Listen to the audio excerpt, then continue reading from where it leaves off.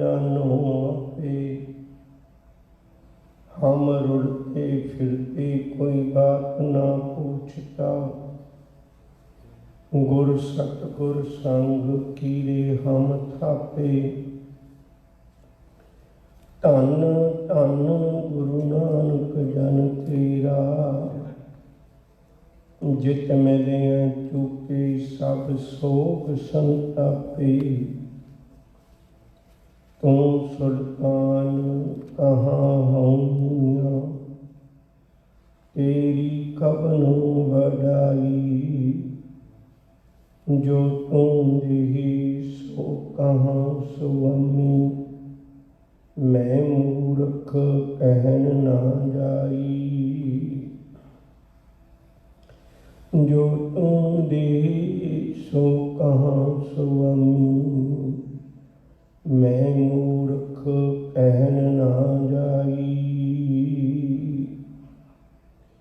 धन वाहिगुरु साहिब जीओ। सब सुख दाता राम है।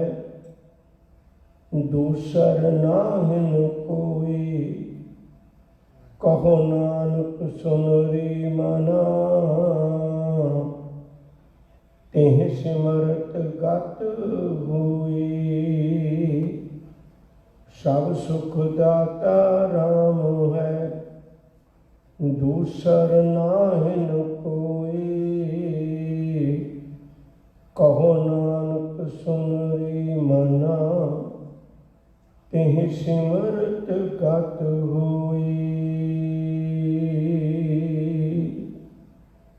वाहिगुरु जी का खालसा, वाहिगुरु जी की फतेह। धरती की बुक्कल विच, आकाश की छत थले जितने भी जीव ने, उन्होंने सारियां विचों सुचेत जागया होया वो केवल मनुख है। यही कारण है मनुख को दुख और सुख का बहुत एहसास है। दुख के सुख की भावना को समझदा होने करके इहदे मन में यह भी लगन है दुनिया का हर सुख मैं प्राप्त कर लवां, मेरे जीवन में कोई दुख ना हो। जदों तो मनुख के ज्ञान की अख खुली है उदों तो लेके अज तक ये जदोजहद करता रहा है।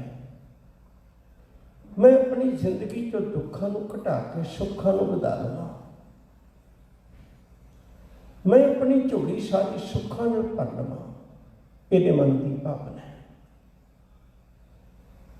धार्मिक स्थान ने उन्होंने जिन्नियां भी अरदासां ने जोदड़ियां ने वो सुख की प्राप्ति वास्ते ने।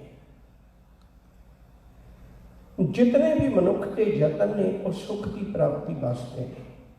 बहुत यतन सुख के किए दुख को कियो न कोई। पर जदों मनुख के जीवन में झात मारने हैं, इतने उपराले करन दे मगरों ये बहुत सुखी हो गया होगा। और सिर्फ कहने निराशा मिलती है। जिस मनुख पे करो विनती सो अपने दुख भरिया। मैं जिहदे कोल भी गल करना है, दुख की पंडा खुलियां सुख ना निकलियो कोई। दुख दियां तो पंडा बनियां पईयां ने पर सुख एक भी नहीं। जदों मनुख धर्म की दुनिया में इस ज्ञान की प्राप्ति लिए आया, कुछ लोगों ने कहा भी जिहड़ा बंदे ने सब तो पहला गुनाह किया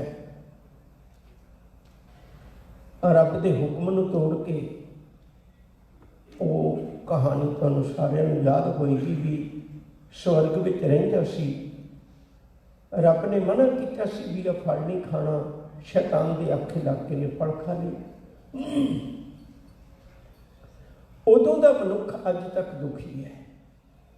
ਆਦਮ ਜਾਤ ਹੋਣ ਕਰਕੇ ਇਹ ਉਦੋਂ ਦਾ ਉਸ ਗੁਨਾਹ ਦੀ ਸਜ਼ਾ ਪਾ ਰਿਹਾ ਹੈ।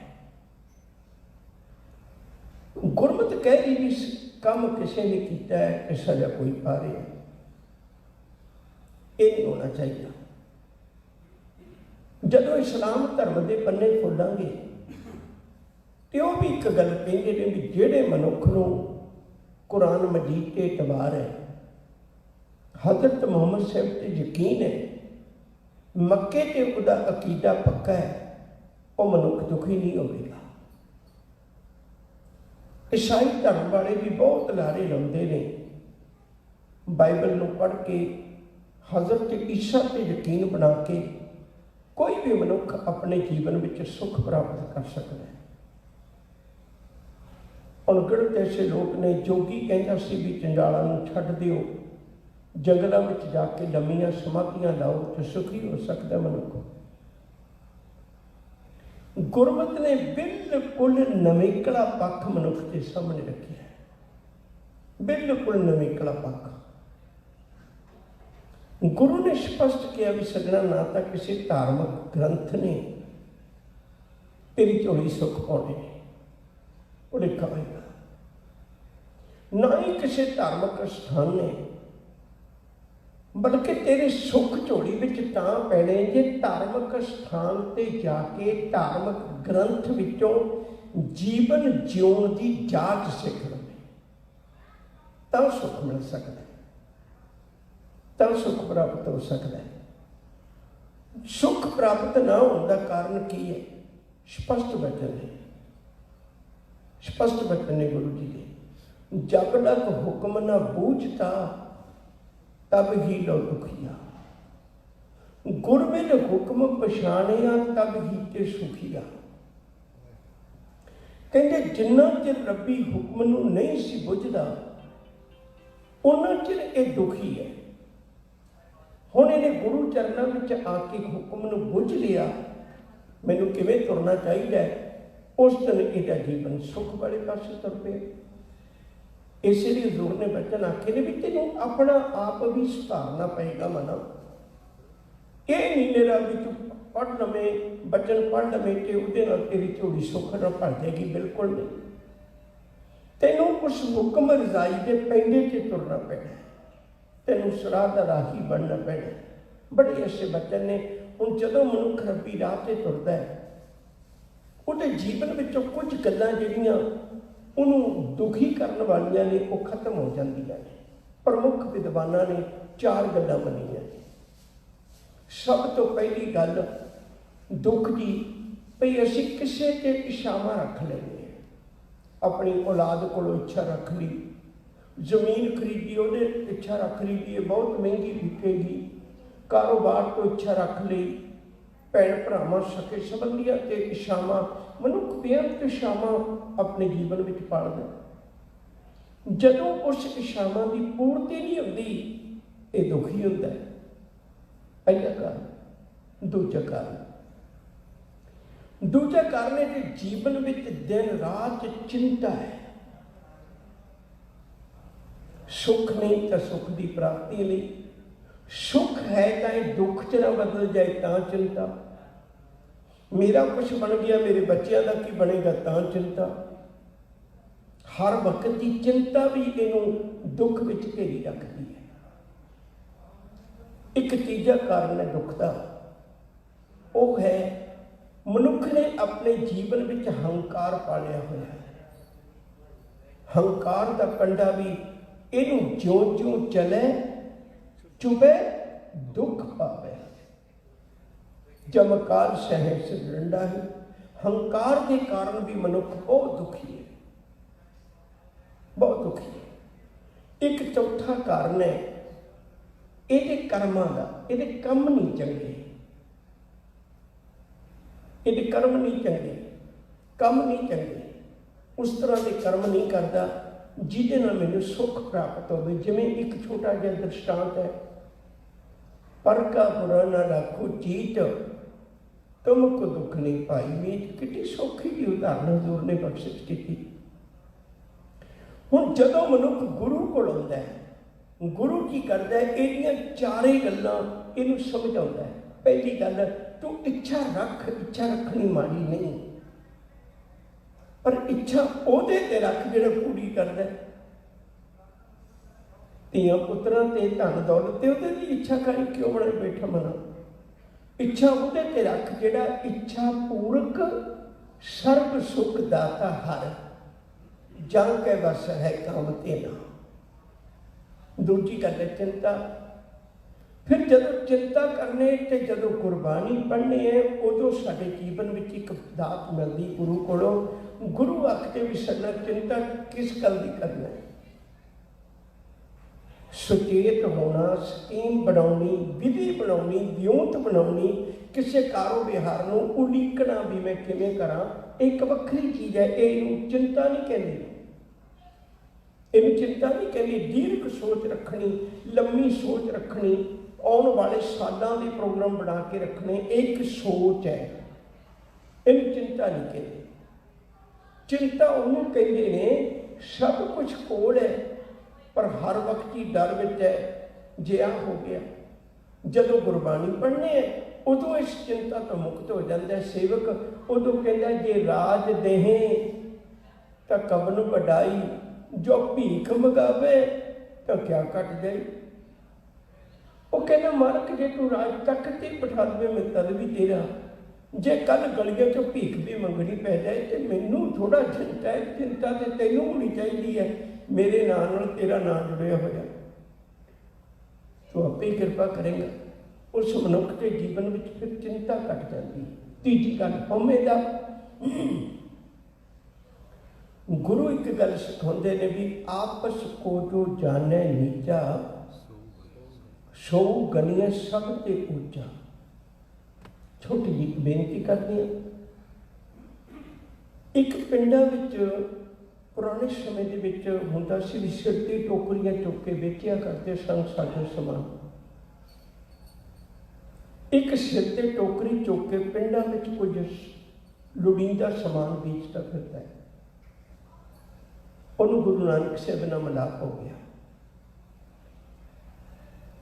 तो उन्होंने एक गल कही, कहने लगे पातशाह बई मैं तो कुछ बहुत पढ़िया लिखिया नहीं, तो ना मैं बहुते धार्मिक ग्रंथों की कोई बहुती पढ़ाई की है, ना कोई मैं चंगे लोगों को बैठ सकिया, कि मेरे वर्गे बंदे की जीवन बेड़ी भी पार हो सकती? हजूर कहते क्यों नहीं? कहने मैनू भी कोई उपदेश दिओ तो मैं कोई ग्रंथ भी नहीं पढ़ सकता, मैं किवें पार होवांगा? हजूर कहने लगे चलो धर्म दी गल्लां ते आपां बाद विच कर लांगे, पहला तेरा हाल चाल पुछने भी तू करदा की हुंदा? कहने लगे पातशाह बस आई है, समान लैके ते पिंडां विच बेचदा फिरना है। किवें बेचदा? उन्हें आख्या भी जिहड़ा बंदा मैनूं कहंदा भी इन्नी चीज़ दे दिओ, मैं उस हिसाब न तोड़ के उन्हें दे देना। किवें तोड़दा है?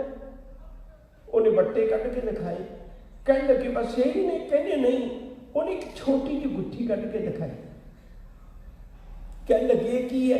हुण अज ते जमाना बदल गया, अज ग्रामां च कह लीए, जदों गोरे आए सन उस तो बाद विच किलोग्राम बने, नहीं पहला सेर दो सेर मन इन्हां गल्लां च होया करदा सी। उन्हें आख्या भी जेडे सेर दो सेर लेना वो तय बट्टे ने, जिन्हें छटांक लेनी है, अद्धी छटांक लेनी है, तोड़ा लेना है, ग्रामां च लेना है, अभी यूँ कह लीए भी 5 ग्राम 10 ग्राम 20 ग्राम लेना है, जिन्होंने ये लेना है तो उन्होंने बट्टे तां करके अंगूठी च पाए। छोटे बड़े ने किसी तरह ये बड़े संभालने पैंदे ने, किसी तरह नाल ही ना चले जान। हजूर कहने लगे तो कोई धार्मिक ग्रंथ नहीं पढ़ना, बस तेरे लिए आही बहुत है, आ तू धरा धर्म चुकी फिरना। कहने लगे वो किवें? कहने लगे छोटा बट्टा देख तू कितना संभाल के रखदा है, जिदन तू छोटा होके निमाना होके गुरु चरणा च आ गया रब तेन संभाल के रखेगा। गल तो बस यही नहीं सी। उस बड़े मत्था टेके कहने लगे पातशाह बड़ी कृपा की, मैनू सौखा जो समझ लग सच करके जाने हो दुख इसे लिए भी मैं हंकार दे विच पुज्जिया। जदों गुरु चरणा चाहुंदे हैं, गुरु सिखाउंदा है हंकार की बजाय अपने जीवन में स्वैमान पैदा कर, अपने आप से भरोसा पैदा कर। होवे तो सारी दुनिया का मुखी होवे, पर तेन भरोसा मालिक ते होवे। जिहड़ी चौथी गल है वो ये है भी अपने जीवन में मैं एक बार फिर दोहरा दिया ताकि गल पकड़ में आ जाए। पहला कारण है संसार के अंदर जिहड़े साडे दुखी होने का साडियां इच्छावां गलत थां ते रखियां होईयां ने। दूजी गल है साडे जीवन अंदर साडे जीवन में चिंता बहुत है। तीजी गल है साडे कोल अपने जीवन के अंदर हंकार का कारण है। चौथा कारण यह है भी जदों असीं रब्बी पाने में नहीं तुरते, मालिक के हुक्म नूं नहीं पुजदे, उस गल में जदों मनुख आ जाता है तो उसके जीवन में गुरु ये भी दात बख्शिश कर देंदा है, गुरु हुक्म समझा देंदा है। एक बेनती और करा, इनू बड़ी तवज्जो दे के समझना। सारे सुख किसी के घर भी नहीं। पैसे का सुख है, औलाद का दुख होएगा। औलाद का सुख है, खाण नूं कुछ नहीं होएगा। खाण नूं बहुत कुछ है, औलाद भी लायक है, घर बार भी चंगा है, उदा कोई रोग है। मालिक माफ करियो, मालिक जी आखते ने कहेंगे सब सुखों का दाता सिर्फ इको ही है। असी की करने, गलती की करने, सुख के गेट बहुत दुख पावत, सेव करत जन जन की, द्वारे द्वार स्वान जो डोलत न सुध राम भजन की। द्वारे द्वारे डोलते फिरने हैं, किते मालिक ते भरोसा बन जाए, मालिक ते यकीन बन जाए। भगत पूरन सिंह की मां ने एक गल कही सी, कह लगी पुत वे एक दे बूह खटकाई, एक दे डर जाए। मां किदे? कह लगी धन गुरु रामदास दे। निक्का हुंदा सी उदों एको ही गल कह बैठिया, कह लगे सतगुरु मैं जदों भी बड़ा होया ना मैं तेरे ही दर ते आया करांगा। निकड़ी उम्र च बचन कर ले, बड़ा होया और सारी जिंदगी जीवन का बहुता हिस्सा गुरु के दर ते गुजार दिता, नहीं भटके किधरे। कितना यकीन होगा जीवन में। तो बेनती करा, अज का श्लोक धन गुरु तेग बहादुर साहब महाराज जी बड़ी प्यारी बख्शिश करते हैं। सब सुख दाता राम है। एक अर्ज होर करा भी गुरु तेग बहादुर जी की जिहड़ियां कुर्बानियां ने ना, वो तीन प्रमुख कुर्बानियां ने गुरु तेग बहादुर जी की। तीन प्रमुख, ये असीं एक नूं समझते ना। सब तो पहली कुर्बानी गुरु तेग बहादुर साहब जी ने अपनी बाणी में जितने भी दृष्टांत दिते ने, उस वेले हिंदू जमात बहुत भय विच सी। सतगुरु जी ने उन्होंने धर्म के दृष्टांत दिते।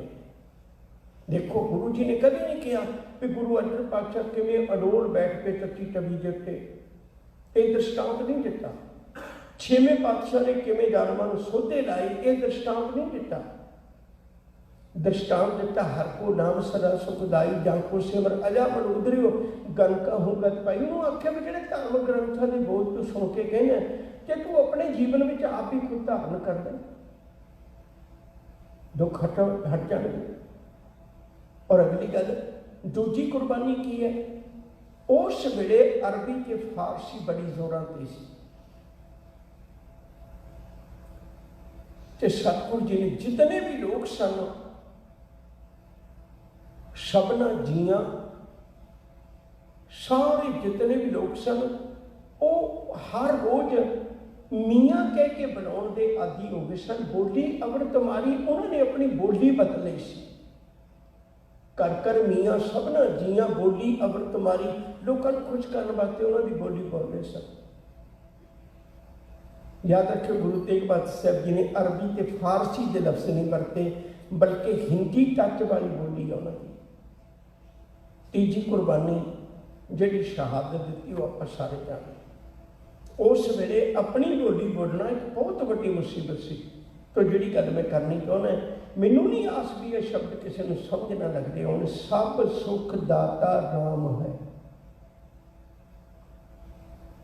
कितने स्पष्ट बोल ने, कोई साडे मन च भरम नहीं रह जाता। राम का अर्थ परमेश्वर, निरंकार, रमिया होया। सब सुख दाता राम है, सारे सुखों का दाता। भावें अंदरूनी रोग ने, भावें बाहरले रोग ने, किसी भी तरह की गल तो लैनी चाहते मना, वो केवल परमेश्वर को है, केवल निरंकार को है। जिसके सिर ऊपर तू स्वामी, सो दुख कैसा पावे। जामत बचन पावन बाणी का, जिस तू आवे चित तिसनू सदा सुख, जिस तू आवे चित तिस जम नहीं दुख। उदी झोली सुखा नाल भर जाती है। जाकी मेरे मन जप गुरु गोपाल प्रभ सोई, जाकी शरण पया सुख पाइए, बहुत दुख न होई। सब सुख दाता राम है, सारे सुखों का दाता केवल एक परमेश्वर है। दूसर नाहिन कोई। ਜਿਹੜੀ कोई कंपनी, ਜਿਹੜਾ कोई बिजनेस बहुत मशहूर हो जाए ना, लोग ਉਹਦੇ ਨਾਂ ਦੇ ਉੱਤੇ डुप्लीकेट खोल लेंगे ने दुकाना अपनियां। ਤੇ ਜਿਹੜੀ कोई ਵੱਡੀ कंपनी ਹੋਵੇ ਫਿਰ ਉਹ ਲਿਖ ਵੀ ਦਿੰਦੀ ਹੈ ਵੀ ਸਾਡੀ ਹੋਰ ਕੋਈ ਬ੍ਰਾਂਚ ਨਹੀਂ, ਮਨੁੱਖ ਨੂੰ ਭੁਲੇਖਾ ਨਾ ਲੱਗੇ। ਉਹ ਆਪਣੇ ਦਫ਼ਤਰ ਵਿੱਚ ਲਿਖਦੇ ਨੇ ਵੀ ਇਹ ਸਾਡੀ ਜ਼ਿੰਮੇਵਾਰੀ ਹੈ, ਪਰ ਸਾਡੀ ਕੋਈ ਬ੍ਰਾਂਚ नहीं है। सच करके जाने रब ने पहले लिख के दिता, कहते दूसर रायन कोई, मेरी कोई ब्रांच नहीं,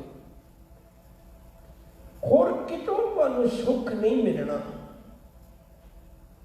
जे लोड़ है सदा सुख भाई, साधु संगत गुरे बताई। जे तू सदीवी सुख चाहना तो गुरु की शरण में आ जा, मालिक की शरण में आ जा। इत्थों जीवन जुगत मिलेगी, ਜਿਹਦੇ ਨਾਲ ਸਾਡੀ ਝੋਲੀ ਜਿਹੜੀ ਹੈ ਉਹ ਸੁੱਖਾਂ ਨਾਲ ਭਰ ਜਾਏਗੀ। ਟੈਗੋਰ, ਉਹਦੇ ਨਾਲ ਵੀ ਸ਼ਬਦ ਮਹਾਤਮਾ ਟੈਗੋਰ ਜੁੜਿਆ ਹੋਇਆ ਹੈ। ਬਹੁਤ ਘੱਟ ਲੋਕਾਂ ਨਾਲ ਮਹਾਤਮਾ ਸ਼ਬਦ ਜੁੜਿਆ। ਟੈਗੋਰ ਇੱਕ ਵਾਰੀ ਕਸ਼ਮੀਰ ਗਏ। ਉੱਥੋਂ ਦਾ ਜਿਹੜਾ ਗਾਈਡ ਹੈ ਉਹ ਕਸ਼ਮੀਰ ਵਿੱਚ ਥਾਂ ਥਾਂ ਤੇ ਉਹਨੂੰ ਦਿਖਾ ਰਿਹਾ ਹੈ। ਉੱਥੇ ਕੁਝ ਚਸ਼ਮੇ ਨੇ, ਕੁਝ ਪਹਾੜੀਆਂ ਨੇ, ਕੁਝ ਮੁਗਲਾਂ ਦੇ ਵੇਲੇ ਦੇ ਤਰਫੋਂ ਬਾਗ ਲਾਏ ਹੋਏ ਨੇ ਕਸ਼ਮੀਰ 'ਚ। ਜੰਨਤ ਕਹਿੰਦੇ ਸਨ ਲੋਕਾਂ ਨੂੰ। ਜਦੋਂ ਜਹਾਂਗੀਰ ਬਾਦਸ਼ਾਹ ਗਿਆ ਸੀ ਕਸ਼ਮੀਰ ਵੇਖਣ, ਉਹਨੇ ਇੱਕ ਗੱਲ ਕਹੀ ਸੀ, ਅਗਰ ਫਰਦੋਸ਼ ਬਰ ਰੂਏ ਜ਼ਮੀਂ ਅਸਤੋ, हमी अस्तो, हमी अस्तो, हमी अस्तो। ये अर्थ ने, अगर फरदोश, फरदोश का मतलब स्वर्ग, बर रोए जमीन अस्तो, धरती ते किते स्वर्ग है तो यही है, यही है, यही है। ये जहांगीर के केवल बोलने जदों कश्मीर में देखण गया सी। हर गाइड है जिहड़ा उत्थे अज भी तुसीं जाओ तो बड़े मान नाले बोल सुणाउंदा है। टैगोर को भी उसके गाइड ने बोल सुनाए तो हर बंदा प्रभावित भी होता है बोल सुन के, पर वो खलोता रहा। टैगोर के उत्ते कोई असर ना होया। वो बड़े हैरान होए, गाइड बड़ा हैरान होया भी कमाल है, एडा सियाना दाना प्रदाना बंदा, उन्हें कुछ ना किया। कि आखिरकार एक दूर बंदा अपनी पिठ से फट्टे लद के, सर्दियों के दिनों च भी गर्मी आई पई, पिठ से पट्ठे फट्टे लद के लकड़ दे वो चढ़ाई चढ़ रहे हैं। टैगोर के कन्ना च बोल पै रहे ने गाइड दे, पर वो देख नहीं रहे। घूमदे विचरदे आ वो दरबार साहब आ गया। दरबार साहब आया तो सबब बनया रब का।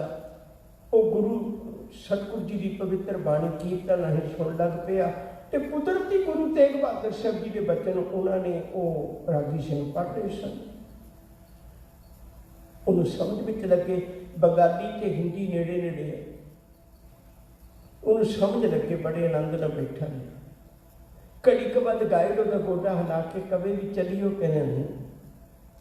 ਫਿਰ ਪੁੱਛੇ ਵੀ ਚੱਲੀਏ, ਕਹਿੰਦਾ ਨਹੀਂ। ਉਹਨੇ 3-4 ਵਾਰੀ ਪੁੱਛਿਆ, ਉਹਨੇ ਸਿਰ ਹਿਲਾਇਆ ਵੀ ਨਹੀਂ। ਬੈਠੇ ਰਹੇ ਘੰਟੇ ਬੱਧੀ। ਆਖਿਰਕਾਰ ਉੱਠ ਕੇ ਬਾਹਰ ਆਏ ਤੇ ਹੁਣ ਗਾਈਡ ਨੂੰ ਟੈਗੋਰ ਕਹਿੰਦਾ ਹੈ। ਗਾਈਡ ਨੂੰ, ਗਾਈਡ ਕਰਨ ਵਾਲੇ ਨੂੰ ਟੈਗੋਰ ਕਹਿੰਦਾ ਹੈ। अगर फरदोश बर रुए जमी अष्टो हमी अष्टो हमी अष्टो हमी अष्टो। धरती दे तख्ते ते अगर कोई स्वर्ग है तो आ है दरबार साहिब स्वर्ग। गाइड हैरान होया, कहने लगे ओ किवें? कहने लगे तू वेखिया नहीं, कश्मीर की धरती ते तां उन्हां लोकां लई स्वर्ग है जिन्हां दे बोझे च पैसे ने, ਉਹ ਜਾ ਕੇ ਆਨੰਦ ਮਾਣਦੇ ਨੇ।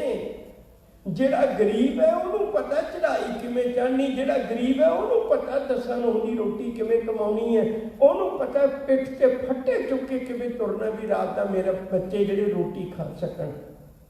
ਉਹਨੂੰ ਪੁੱਛੀ ਵੀ ਸਵਰਗ ਹੈ? ਕਹਿਣ ਲੱਗੇ ਇੱਥੇ ਕਿਉਂ ਸਵਰਗ ਹੈ? ਕਹਿਣ ਲੱਗੇ ਇੱਥੇ ਗਰੀਬ ਨੂੰ ਪਿੱਠ ਤੇ ਫੱਟੇ ਨਹੀਂ ਚੁੱਕਣੇ ਪੈਂਦੇ। ਇੱਥੇ ਕੋਈ ਵੀ ਗਰੀਬ ਆਉਂਦਾ ਮਾਣ ਨਾਲ ਥਾਲੀ ਚੁੱਕਦਾ, ਪ੍ਰਸ਼ਾਦਾ ਪਾਣੀ ਛਕ ਲੈਂਦਾ। ਇੱਥੇ ਗਰੀਬ ਆਉਂਦਾ ਕੋਈ ਨਹੀਂ ਉਹਨੂੰ ਕਹਿੰਦਾ ਤੇਰੇ ਕੱਪੜੇ ਕਿਹੋ ਜਿਹੇ ਪਾਏ ਨੇ, ਉਹ ਭਾਵੇਂ ਅੱਤ ਦੇ ਅਮੀਰ ਨਾਲ ਬੈਠ ਜਾਏ।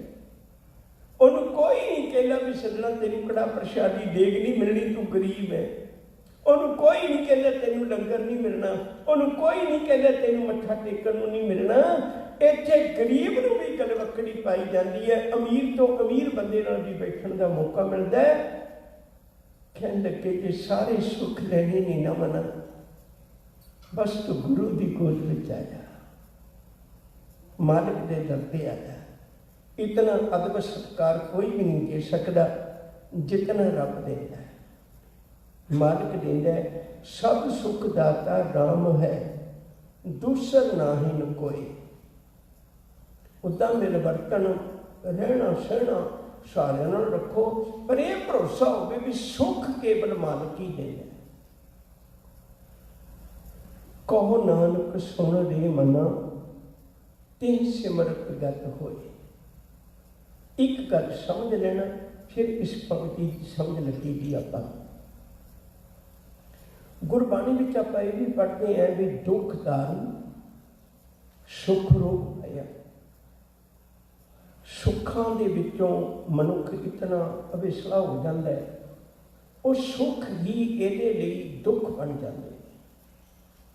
ਦੁੱਖਾਂ ਵਿੱਚ ਐਡਾ ਸੁਚੇਤ ਹੋ ਜਾਂਦਾ ਹੈ, ਤਜਰਬਾ ਹੋ ਜਾਂਦਾ ਹੈ, ਗਿਆਨ ਹੋ ਜਾਂਦਾ ਹੈ, ਤੇ ਉਹ ਦਾਰੂ ਬਣ ਜਾਂਦੇ ਨੇ। ਸਤਿਗੁਰੂ ਸਾਡੇ ਕੋਲ ਤਾਂ 1-2 ਸੁੱਖ ਨੇ, ਤੇ ਤੁਸੀਂ ਕਹਿੰਦੇ ਹੋ ਵੀ ਉਹ ਵੀ ਰੋਗ ਬਣ ਜਾਂਦੇ ਨੇ। ਫਿਰ ਜਿਹੜੇ ਰੱਬ ਦੇ ਘਰ ਸਾਰੇ ਸੁੱਖ ਨੇ, ਰੱਬ ਦੇ ਘਰ ਸਾਰੇ ਸੁੱਖ ਨੇ, ਉਹਦੇ ਲਈ ਰੋਗ ਨਹੀਂ ਬਣਦੇ। ਸਭ ਕਹਿੰਦੇ ਮੈਂ ਤਾਂ ਹੀ ਕਹਿਣਾ ਵੀ ਉਹਦਾ ਨਾਂ ਲੈ, ਉਹਦਾ ਨਾਂ ਲੈ ਤਾਂ ਹੀ ਕਹਿਣਾ।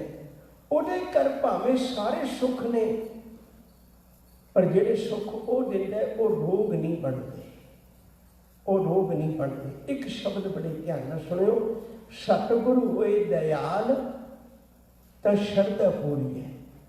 ਅਗਲੀ ਪੰਕਤੀ ਕੀ ਹੈ?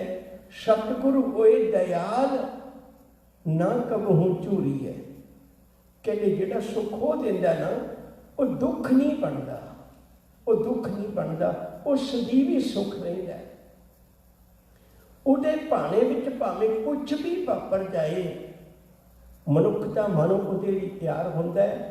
ਕਹੋ ਨਾਨਕ ਸੁਣ ਰੇ ਮਨਾ, ਤੇ ਸਿਮਰਤ ਗਤ ਹੋਏ। ਗਤ ਦਾ ਅਰਥ ਹੈ ਮੁਕਤੀ। ਉਹਦੀ ਇਬਾਦਤ ਕਰ, ਉਹਦੀ ਇਬਾਦਤ ਕਰਿਆ ਤੈਨੂੰ ਮੁਕਤੀ ਵੀ ਮਿਲ ਜਾਏਗੀ। ਹੁਣ ਪੰਕਤੀ ਫਿਰ ਸਮਝਣੀ ਪੈਣੀ ਹੈ। ਕਿਸ ਗੱਲ ਦੀ ਮੁਕਤੀ?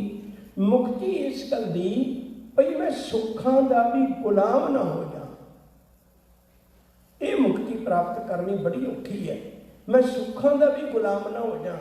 ਕੱਲ ਗੁਰੂ ਕਵੇ ਮੈਨੂੰ ਸੀਸ ਚਾਹੀਦਾ, ਤੇ ਮੈਂ ਕਮਾਂ ਇੰਨਾ ਕੁਛ ਦੇਣ ਵਾਲੇ ਆ, ਅੱਜ ਮੈਂ ਸੀਸ ਲੈ ਕੇ ਵੀ ਹਾਜ਼ਰ ਹੈ। ਮੰਗ ਕੀ ਮੰਗਣਾ, ਜੋ ਤੇਰਾ ਹੁਕਮ ਹੈ ਮੈਂ ਮੰਨਣ ਨੂੰ ਤਿਆਰ ਹੈ। ਇਹ ਵਾਲੀ ਮੁਕਤੀ, ਸੁੱਖ ਵਿੱਚ ਵੀ ਇਹ ਨਹੀਂ ਭਾਵਨਾ ਰੱਖਣੀ ਵੀ ਮੈਨੂੰ ਇਵੇਂ ਦਾ ਰੱਖ, ਇਵੇਂ ਦੀ ਭਾਵਨਾ ਰੱਖਣੀ ਮਾਲਕ ਜੀ, ਜੇ ਸੁੱਖ ਦੇ ਤਾਂ ਤੁਝੇ ਅਰਾਧੀ, ਦੁੱਖ ਵੀ ਤੁਝੇ ਧਿਆਈ, ਜੇ ਭੁੱਖ ਦੇ ਤਾਂ ਇਤ ਹੀ ਰਾਜਾਂ, ਦੁੱਖ ਵਿੱਚ ਸੁਖ ਮਨਾਈ। ਗੁਰੂ ਤੇਗ ਬਹਾਦਰ ਸਾਹਿਬ ਜੀ ਦਾ ਹੀ ਬਚਨ ਕਹਿਣ ਲੱਗਾ ਸਾਂ, ਜੋ ਨਰ ਦੁੱਖ ਮੈਂ ਦੁੱਖ ਨਹੀਂ ਮਾਨੈ। ਅਗਲੀ ਪੰਕਤੀ ਕੀ ਹੈ, ਸੁਖ ਸਨੇ।